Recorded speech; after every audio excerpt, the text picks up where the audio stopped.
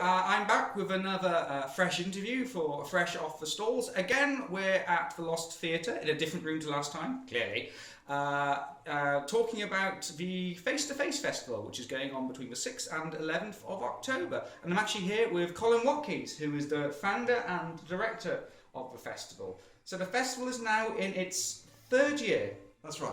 So what does that mean to you? Is it the third year of this festival? It's great. It keeps on developing. I mean, we were trying it out in the first year, and then in the second year it developed further, and in this third year the festival was in two parts. So we had a week in July when work was developed and workshop work was sort of like presented experimental ideas and submissions that we had, and now in October we're presenting the developed work, the best work that we can do. And so I urge everybody to come and see that work and maybe be part of the process next year where we're looking to develop more solo work. I mean, there's two parts to the festival. One is that I want to show audiences how great solo performance is, solo theatre, really good solo theatre is, where you're seeing one person on stage but they dramatise the performance in such a way that you don't miss any other actors. In fact, you don't want another actor. That's enough. That's what you want. Just that one person, your relationship with them. And they're dramatising all the other characters' emotions, stories, scenes, everything else. And they're moving from place to place in a way that you can't do in theatre. You're not expected to be in film, but you've got film, but with the depth of theatre and the character and the story, the narrative and the involvement. When that works at its best, it's brilliant. There is nothing better. I mean, clearly it goes back a long way. I mean, Shakespeare wrote a lot of soliloquies, which when really well dramatised by a superb performer, are like really exquisite pieces of solo theatre. Quite often they're long, dull and boring, but that's the problem. People think, oh, it's just a one-person show. That really makes me cringe, because a piece of solo theatre is not just a one-person show. A one-person show where someone says, oh look, I can do a bit of this and I can do a bit of that and I can do an actor showing off, basically, is not what solo theatre is about. It's about taking a character and a narrative and really relating closely with the audience to bring that narrative, the sights, sounds, everything to life for that audience. And it's a difficult process.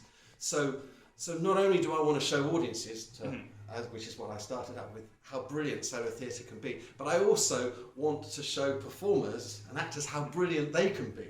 That it's not just a one-person show where I can do anything, but you've got to really work at it to really find the truth of your character and narrative and your relationship with the audience, and really explore that relationship to the audience so that you can really interact imaginatively and cooperatively, imaginatively with the audience to bring it all alive. And when that works, it's better than anything, really. So that's why I do it. And that's what I'm hoping to keep on building year by year, to make more and more people aware of what they can do, what they can achieve as performers, and for audiences what performers can achieve and how amazing it is and how entertaining it is and how extraordinary it is to go and witness it. Sorry, I talked too much. No, it's fine. Does that make sense? I could probably just like go slightly off camera and you'd be fine. You'd be absolutely fine by yourself. No, please. No, it's great. So, I mean, did you ever think you'd get the funding? Did you ever fear that there wasn't going to be a third season? Yeah, of course.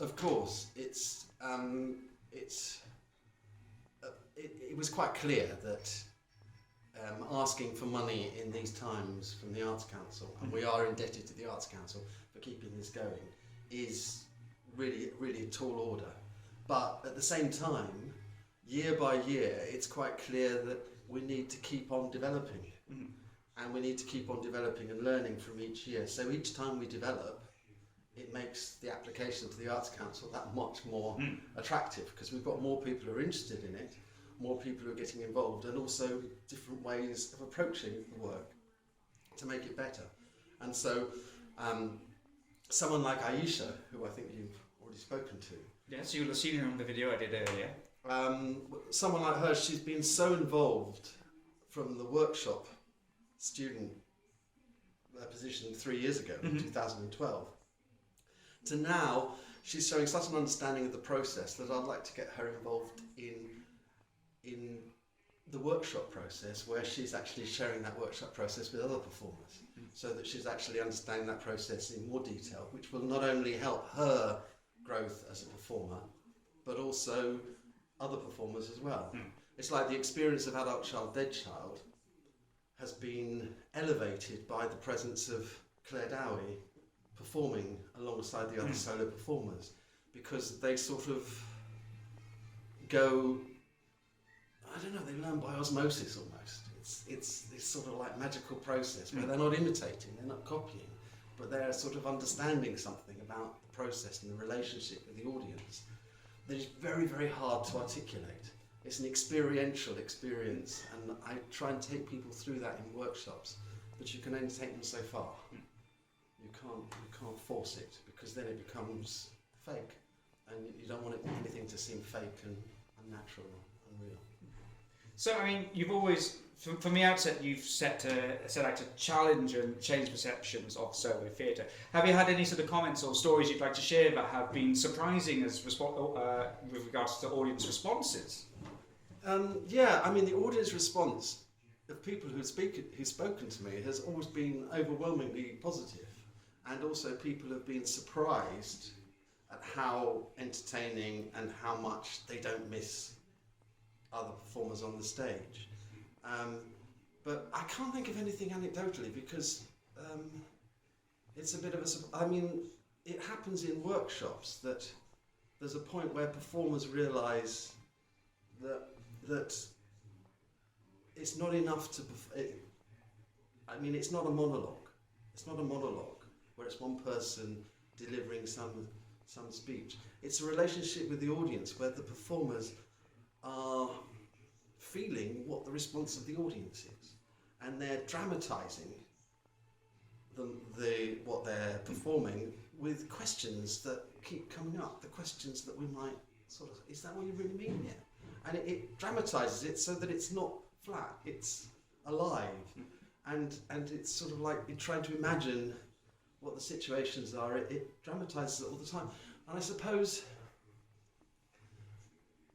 explaining that process to performers, and them realising that as an actor, and I think Aisha might have touched on this, in an ensemble, the dramas, it is different, because the drama's provided by the other members of the ensemble, who are literally asking questions, or questioning them, or supporting, or whatever else they might be doing. Whereas as a solo performer, you're doing all of that with the audience. You're creating the questions as well as what the answers are, and you're developing them and going into all sorts of possibilities.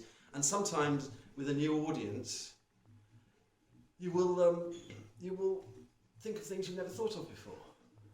That suddenly, I remember there was one performance of Adult Child Dead. This is an anecdote I'm not talking about. But one performance of Adult Child Dead Child, when I was looking at it, I was thinking, I'd never thought before that this character, I'm not going to say what it was about him, because I hope you'll come and see it, but I never thought that about this character. That just had never occurred to me. And then afterwards in the bar, someone came up and asked the same question. They said, is that character da da da da? I thought, hang on, that's amazing. So you've got this feeling that there's something organic happening where the audience does affect the performance. Another, while I'm on Adult Child, Dead Child, I understand what you mean by anecdotes now. It's a headline now. Why not go on about it? I know what you mean. I know what you mean by anecdotes now. And another occasion, I was watching the performance of Adult Child, Dead Child, and this is where Claire Dowie was performing on her own, and it was at the King's Head Theatre. After it had received loads of awards and a lot of attention. And I was watching Claire perform it, and I thought, this is horrible. And I was on the point of stopping the performance and saying, no, this is getting... I was worrying about the characters, and it's weird, I was worrying about the character telling this story in this theatre. I was thinking, this is not right, this shouldn't be happening. And why is the atmosphere so cold and so ugly? I couldn't think of any other word for it. And afterwards, I discovered that the theatre had been booked out by a group booking of psychotherapists.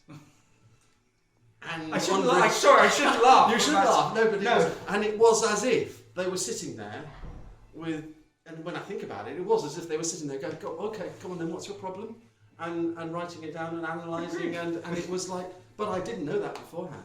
But you could feel it, and you could feel that it was like. I mean, I won't forget that performance. It brings me out a cold sweat remembering it. It's like it was really, really horrible. But that's the way in which the audience affects the performance. There are performances where the audience say, "This is funny," and they make it funny. And the performer goes with them and they go, yes, let's laugh. And there are other performances where they go, "Oh, no, this is a serious subject. We're not going to laugh." And they make it serious, and the performer has to work very, very hard to lighten up. But that's part of the drama of a solo performance. It's not stand-up interaction. It's real theatrical, dramatic interaction between an audience and a performer. If that makes any sense. No, it does. It's fun. Bring it now to the festival that's going on this year in a few weeks' time. Yeah. If you're allowed to say, what are you most looking forward to in regards to reception? If you're not allowed to say, we can move on. We can ask a different question, because I wouldn't want to create a partisan bias on the side of the director of the festival. Oh, right. Oh, we see. You mean one particular... No, there isn't. I think every single evening it's got things on it which are extraordinary. And I couldn't possibly favour one over the other, even though some of those I'm more involved in than others. There's a way in which the ones I'm not so involved in, I'm that much more interested to see what they do. So no, I couldn't possibly. That's fine. I couldn't possibly comment. Okay, that's fine. I shall surely be ashamed of asking such a heinous question.